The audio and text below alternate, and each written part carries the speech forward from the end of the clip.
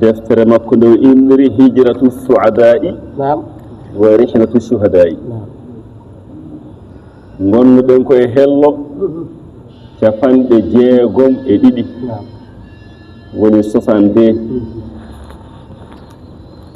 wa amma tajalluduhu ɗo ceerno haalata ko cembingol alhaji ali wondemo gorko gorko yo won gorko ay ɗum waɗi ceerno mahamadou oumar daabi e hoore fonde ɗon noon kanko ceerno gonduno toon kanko ɗum wiya honde appodini kanko e mbi kala nde neɗɗo inni inde alhaji ali no mbiyata alhaji ali tan wiya radiyallahu taala anu sa wi alhaji ali tan ɗo jona ko ha dow gorko gorko gorko ɗum ko ceerno haalata ɗo gorko yo won gorko neɗɗo wata jaɓa ñoofaade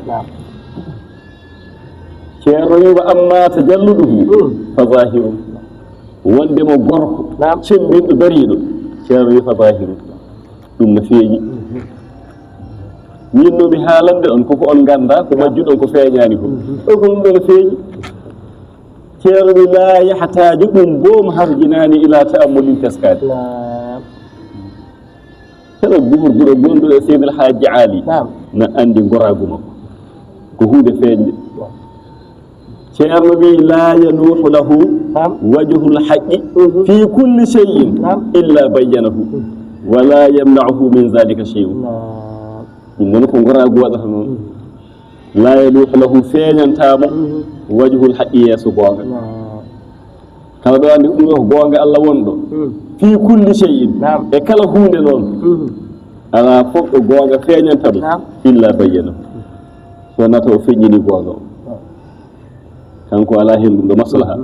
goonga o ala hen maslaha goonga Allah o kay ko goonga Allah tan kanko wiyatno goongi ko goongi Allah wala yamna'uhu min zalika haɗatamo feññinde goonga shay'un hay hunde ceerno wi noon dagga aw jalla hunde nde noon nde sewi nde ɓuttini nde mawni nde famɗi yurmini fofde goonga o kay goonga tan enen fof en hawta e goonga he ala ko haɗatmo feññinde goonga ceerno wi wala yakhafu fillahi lawmata la'imin o wi to Allah to Allah ɓurani alhaji ali kala hunde to Allah to o hulani toon feloore feloɓe ñiŋore ñiŋoɓe o hulani ɗum yitade noon Allah andi ɗum ɗo ko goonga en nde waɗe goonga hen Allah ɓuranimo kala hunde goonga o noon hayso rewnama e kaari hayso no yurmini rewnata e makko tanade ko goonga Allah ayi walla yakhafu fillahi lawmata la'im wona ko noon ceerno wimmi ɗo lawmata la'imin ɗum waɗi yimre makko yimre Haruna Rashid to hello 165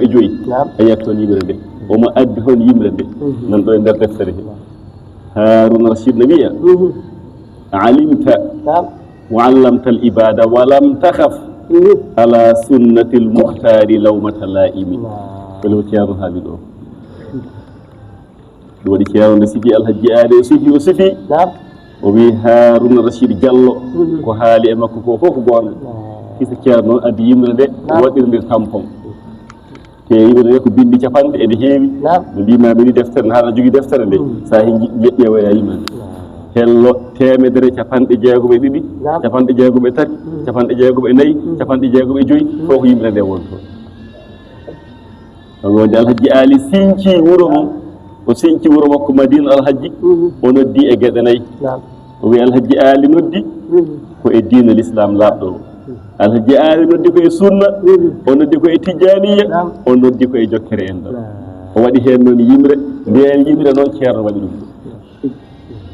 ɗo ceerno haali lawmatulahi o wi alhaji ali nabbah wa nabbahtana hatta alimna bi annahu hudallahi nde pindinɗa men haɓen gandi tigui koye diine Allah nodduɗa men o nodduɗa men koye diine o woni diine o o wi alimta wa allamta al ibada wa lam takhaf ala sunnati al muhtari lawmatulahi o wi nde ganduɗa an alhaji ali ne jannguɗa ganduɗa gandinɗa jiyaɓe Allah ɓe alimta wa allamta al ibada wa lam takhaf no ceerno wiɗo joni ni o wi to sunna nelaɗo sallallahu alih w sallam a hulani toon a rentaki toon feloɓe ñugore ñigoɓe mbiɗa ko an sinci wuuro ma force gonowo ɗo fof wonata koye sunna ay ɗum woni sunna o en kaali diina o en kaali sunna o ko tijjani e to wi on fa awrattana wirdat tijjani mujalliyan wa kunna ilayhi l yawma awwala gadimi o wi wa nashrabuhu safwan wa yashrabu gayruna bihi kadiran walfadlu lilmutaqaddimi ayi wa awrattana wirdat tijjani o wi alhaji ali ko an jolli men e ɓullu tijjaniya mujalliyan an woni an woni gaddiɗo hollude men ko wiyete tijjaniya wa kunna ilayhi yawma awwala gadi woni ono dugoy lawol tijjaniya o riwa nashrabuhu safwan koko heelɗi koko laaɓi tawi tijjaniya ko ɓundu ko weyndu koko laaɓi ko heelɗi komin jarata haade ko ɗo ma ɗumen ƴefti wa yashrabu gayruna bihi kadiran so goɗɗo no yara ko wuddiɗi minen kam koko heelɗi men jarata nono ceerno somo sifato alhaji ali omo hewno yimɓe golɗo jumol tijjani yewkoɓe gol o sihhatul isnadi kad ta'ayyanu wa laysa bisawa'i man yulaqinu lawol tijjaniya dokkuɗoma fof taade ko joguiɗo yamirore sellude ha yetti ko muqaddam a heeɓi tijjaniya o wi kono ɓe potani muqaddameɓe ɓe potani de omo hewno sifrade nan seydo alhaji ali mo haala alpha oumar fatil dia o wi ay wonde moƴƴini laawol tijjaniye ay tijjaniye ono waɗi o wi tijjaniye noon ko ma moƴƴine tijjaniye ko ma moƴƴine laɓɓine on sahaa nde wawa wadde ni neɗɗo wa sihhatul isnadi kad ta'ayyanu wa laysa bisawa'i man yulaqi longinoɓe ɓe o fotade de wadde suɓo longinowoma laawol tijjaniye wona mo keɓɗa fof ɗum wonto tijjaniye to enɗam to o wi on wa sadaftana shatta sudan fa jama'atana alhaji ali tawnoɗa min komin sariɓe komin saakiɓe komin dunnaɓe kono fa jama'atana ndendinɗa min gowodirɗa ɓerɗe amen ɗum woni en ɗon nde yimre ɗon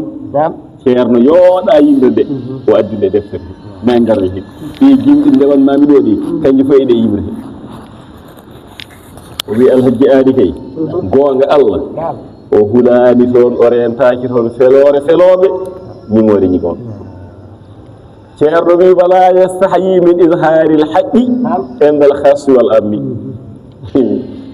o wi ɗum hersinaki e makko somon kersowo wona alhaji ali feññinde goonga o wi ɓadiɗo e goɗɗuɗo ceernol manngal banggal kaala tawa tan goonga no foti rewde e muɗum o rewɓe muɗum goonga o wala yastahyi pour no hersini o ko joom martaba o ko ceernajo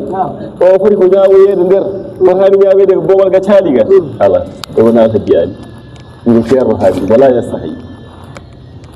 wala gacce o hersirani on goonga min isharil haqqi feññinde goonga o endal khassi wal ammi ɓadiɗo e goɗɗum ceerno wi wala yahunuhu an zalika jalalatul qadri mawnugol martaba neɗɗo o wala kasratul jaahi wona kewgol jaahu neɗɗo o ɗum faddata ko alhaji ali rewnude on goonga ɗum ka joom martaba ka joom jaahu ka ɓi inne ande goonga o so adi taw dawaɗe maɗa wala isamul mahabati wona mawnude jimme jogade hayba عندما توجه إليه الحق مبوغ أو كتيم وقام عليه مبوغ أو دريم ورونا لدو فوربا فرص شير يفتو ودي تراه ينزعه من الأبي ويجعله للابن وبيان جاء إدو جنار بد إدو جنار ببد الهجي آلي هدوبي وأند إدو هدي قوان ويا بابا أو أن جومي ويا أخي وني قوان تراه نيامو ينزعه وقورا قوان من الأبي بابا تي بابا فلما جوغاني قوان وقورا قوان قوان بابا ويجعله للابن sono hersintono tawi ɗon hersintoɗo kono tan wiyata goongi Allah tan so e goonga hannde ɓe ten poften wa min asseyidi lil abdi kalifa so waddino maccuɗo mum so ɓe ngari ko heɗoɓe ta tan ko maccuɗo jeyi goonga dande adra fon tawa wiya kalifa ko an juumi ko maccuɗo ma o woni goonga o hersinani goonga hay goto ceerno wi wa yukhalifu awaida annas fi dhalika o wi ɗo alhaji ali nde seerti e yimɓe ɓe mo lundi aadaji yimɓe ɓe o yimɓe ɓe jaari ɓiɗɗo e jinnaɗo so mbaddi tan ɓe mbiyata ko jinnaɗo tan hay so ɓiɗɗo jogui gonga ko jinnaɗo o wi ɗon kanko wona noon kanko gonga on ko gonga tan ɓiɗɗo ne wawi jogade gonga e dow jinnaɗo maccuɗo ne wawi jogade gonga e dow kalifa mum debbo ne wawi jogade gonga e dow joom galle mum mo lundiɗon aadaji yimɓe kanko gonga Allah o tan ceerno wi wa yubayyinu anna dhalika li fasadi zamani o haala noon kanko alhaji ali o wi ayi ganden ɗo gonga woni cuuɗel gonga o totten ɗum mo jeeya gonga o e ɗum ko ɗomiri zamanu o ɗum noon wiyanno jeyɗo gonga e totte gonga keeɗɗo e fenade walla e juumre andi ko kañum juumi kono wiyonde ɗe mbaɗa maslaha ɗum ko bonnugol zamanu o wiyaɓe kanko Allah jeeyale o wiyaɓe wa amma alhaqu fala yataghayyaru Allah jeeyali wiyaɓe wa amma alhaqu fala yataghayyaru o ceerno Mouhammad gongi Allah gonga waylata ɗo wonno e deftere Allah ɗo wonno ɗo ha joni on gonga yaha wattaki modifié gonga wattaki modifié o wiyaɓe fa laysa huwa illa ma fil kitabi wa sunnati la ghayru o wi gonga ko gonga tan gonɗo e deftere Allah woni e sunna nelaɗo Allah la ghayru gonga goɗɗo ala gonga wattaki modifié mbaɗen modifié oɗo heede fenade kono kenɗen ɗo e gonga keɗɗo e gonga o kenɗen ɗum e fenade ala o wi gonga ko gonga o tan gonɗo e deftere Allah woni e sunna nelaɗo Allah la ghayru gonga goɗɗo ala eyi wona ɗum ko to jallude ɗum ko tidde ko wadde gorko te o wi neɗɗo o ko woni joom martaba fof ɓi inne ande walla martaba laamu o huli ha haalandema gonga alamo o huli haalande gonga ceerno wi kama huwa sha'nu sayyidina wa cheikhina o wi ay ɗo no kaadiranmami alhaji ali siforini o wi ko ni wonno sifa ceerno men kohowo men ahmad abdi mouhammadin atijani cheikh tidiane ko ni wano gonga gonga tan wala hen maslaha radiyallahu ta'ala anhu wa amma himmatuhu so tawi ko himme makko ceerno wi fa amma himmatuhu fa shay'un la yas'uni wasfuhu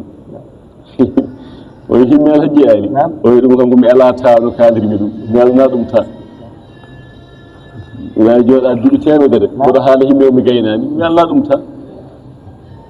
la yas'uni wasfuhu wala bayanu qadrihi oy mi wawa feññinde fodde himme alhaji ali yoɗolu bihi hakke himme o ko towi mi ala ta haalde himme alhaji ali fodde muɗum mi alana ɗum ta mi wawa ceerno wa ida dakhalta ma'ahu fi shay'in ma sakarama ha ana addi e alhaji ali on puɗɗodima hunde harnuƴo de sa wawi mbasa fuɗɗade mbasa nadde hen sa naati hen forcé a gaynata kam ganda ɗum hay saɗa maayi hay saɗa heddo hen wona ko yimɓe waɗata noon wa ida dakhalta ma'ahu fi shay'in ma hunde wawde wonde fof sa katama ha ana addi e makko hen taw an hunde nde tasta'zimuhu aɗa mawninino ɗum ɗum wawa wonde fof ɗum haqqille ɓiijata ko ɗum ni wa tastabi'idu tahsilahu aɗa woɗɗinino e haqqille ma nde ɗo hunde wawa gasde wawa wonde jiya kanko alhaji ali yahmiluka alayhi o wurtuma hen o fawma ɗum force e waɗat ɗum wona no mbimami hanki ni sa ari a hokkete galle sa tawi ka perɗo a hokkete galle kadi force a hurla galle o wiide komi looɗo mi ala sembe ala force a hurla galle o pecca mbaɗa galle sunna rewɓe o worɓe kadi force a asal woydu gasgol woydu wiimi ko kanko perɗo o de o wima as woydu ɗon galleji mbogiraji fof ne mbaɗi boydu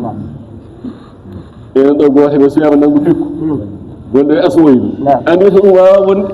min guelɗo o wi kono jiya o force ma hen force te kadi daroɗa hen goɗa hen ha ɗum timma yahmiluka alayhi o force ma hen o wi fala tadkuru lahu wasanan wala wahama hankadi ɗoyngol ala loore ala o jaɓantama ɗum ɗoyngol loore ala a wona gorko tan wala yakbalu laka wuɓufan o jaɓantama kadi dartade mi fuɗɗima mi ariti ala wala wanan wona loore o jaɓantama loore o jaɓantama dartade hatta to timmahu ha timmina hunde de gaddamami tan ko misal goto woni woynu ndu nde wonno woynu he ko forcé asat woynu toon forcé a waɗa jardin a jogoto guesa hatta to timmahu ha timmina ɗum ne ala nahwi ko e nando ma kana yumassiluhu fi qalbihi no miijortono e ɓerde makko hunde nde no foti waade ni ko noon tigi timminirta ɗum la ala nahi ma tusawiru wala an no mbadimiranɗa e haqqille ma ni wona noon de kono widiri ni ko noon mbaɗirta ha gayni noon wona yettudemo sabi yiɗa ha ko wadde jaalama ala gallogol mbaɗa ga sakkitel o salo yaɓa sakki haji timmuɗi cukka walla ha timma so gasi ɗon manta mo ganda so wonano kanko a waɗat ha ɗum sabi an ko jarama ala tan jiɗanoɗa waɗi ceerno wi haɗum timma so timmire kay wona no jiɗirannoɗa ni ala ko no yiɗiri ni la ala nahi ma tusawiruhu fi nafsi joni noon ko ida fara so gayni so gollal ngal gasi yakunu aswaba laato no ɓuri fewde wa ablaga no ɓuri timmude alhissiyati dunyawiya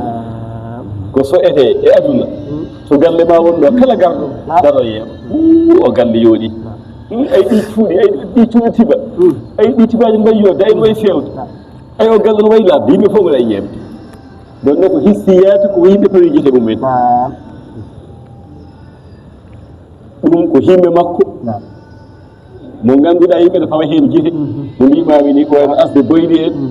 fewnude gallol galle mumen wadde tibaaji cuuɗi mumen ko yimɓe fawata gite ko o wi wa amma al maalumatu manawiya so tawi noon ko geɗe cuuɗiɗe geɗe ganndaɗe cuuɗiɗe addiniyati paasuɓe diine en himɓe makko toon wal amali l ukhrawiya golle laakara ko gollante laakara ko ceerno wi fama hiya to on bangi kam fama hiya illa ka himmati abaihil kiram toon kam kono himɓe baabiraaɓe makko tedduɓe ɓe ɓen tan no ñemtini toon on fof mi haalata toon ni haalanmami koko so ehee ko himɓe makko toon kono ko faati e laakara en gollande laakara ko faati e golle diine o wi ɗon kam ƴeew jinnaaɓe makko tedduɓe ɓe holimen ceerno wi seyyidi ceerno ali ibne ismail woni ceerno makko o jinnaaɓe makko ceerno makko ali ibne ismail ceerno ali dem e seydil haji oumar al fouti oumar al fouti cheikh oumar tall o yimɓe on ɗon kay ƴeewduma e ɓeeɗo tan fanahika bisalika ɗum tan jonima e alhaji ali wiyede mo o nandi ko ali ibne ismaila o nandi ko e cheikh oumar tall ɗum tan jonima uluman toowal makko wa rifatan e ɓamtagol makko wa fahamatan e wonde mo fonkal fahama wa bahamatan wonde mo fonkal ɗum yonima o wima kadi ƴiye wiyama noon defte aɓe ɓe fof no bindi ɓe mbi man ashbaha abahu fama zalama ɓe mbi mo nandi e bamum toñani haajima o wi ceerno windino jimol ngol bi abihi iktada adiyum fil karam wa man yushabihi abahu fama zalam gorko goto wiyete adiyu gorko kaare sire ɓe mbi bi abihi ko e bammum iktada ñemtini adiyun oɗo adiyu ko bam makko ɗo ñemtini fil karami e kaare siragal bam makko ko kaare sire o wari woni kaare sire ɓe mbi wa man yushabihi abahu mo nandi e bammum fama zalama toñani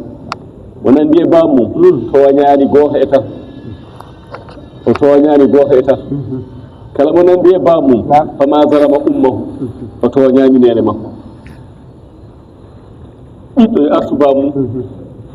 ɓiɗɗo so nandani e bammum tan o tooñi goto e tati o tooña yum makko holno tooñiri yum makko bam makko no wawi jogaade sikki so yi ɓiɗɗo wi o kam mi jibinani ɗum o waɗi feere ha nene makko tuumama tawi kanko woni nandade e bam makko so nandino e bam makko yi nene makko tuumata no waɗi waɗi feere ha yum makko tuumama wadde o toñani nene makko mo nandi e bammum toñani bammum o tooñani bam makko do nande bam makko o tooñani bam makko deke so o nandani e bam makko mo wawi o tooña bam makko tuuma nene makko teeri taw ko babiraɗo jibinide kono babiraɗo ɓerde nde ñama ɗoni fof ne miijo o ɓiɗɗo ko mi jibinani ɗum o tooñi bam makko sabi kanko ɗoɓe ɓerde bam makko tuumumu e mo nandi e bam mum o tooñani yimɓe ɓe sabi so mo o nanduno yimɓe ɓe haqqillaji durat ayi kaari nandi koye kaari te kaari mo nandi o mo yindanno yimmakko saaha eyi o waɗi feere o tooñi o nantuumi ɗum waɗi mo nandi e bam mum tooñani nene mum tooñani bam mum tooñani yimɓe ƴeewi alhaji ayib noon so tawi nandi e cheikh oumar tall to banggue gandal cuuɗidi gandal diine e gande foti gollade laakara ko nandi ali ismaila ko ɗum hawnaki woori ceerno wi fof mi junnatako toon ɗum waɗi ko ɗo pawɗen peɗeli men ha janggo kadi jokken inchallahu taala اللهم صل على سيدنا محمد وسلم فاتحة صلاة الفاتحة صلاة الفاتحة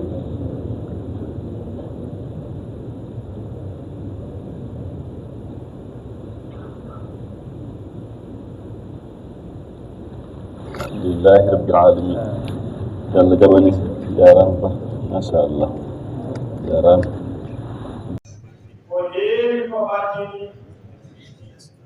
tawaye leydi e sifaaji moƴƴere ko fof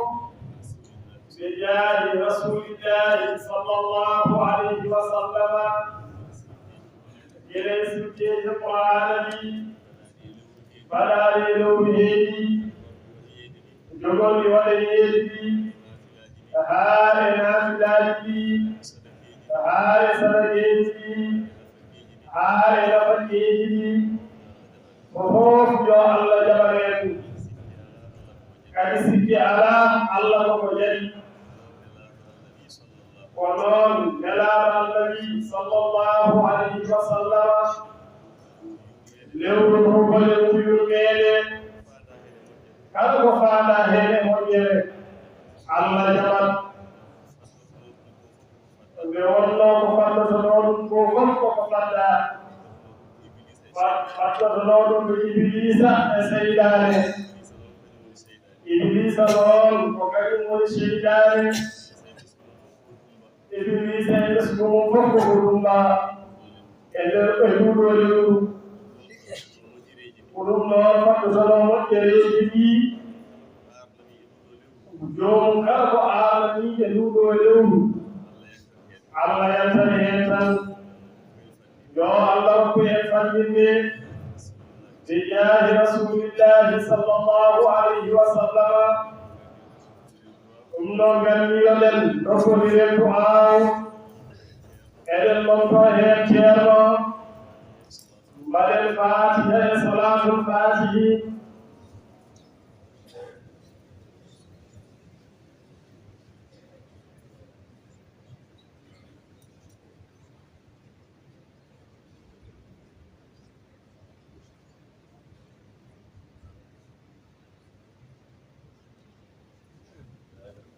الحمد لله رب العالمين يا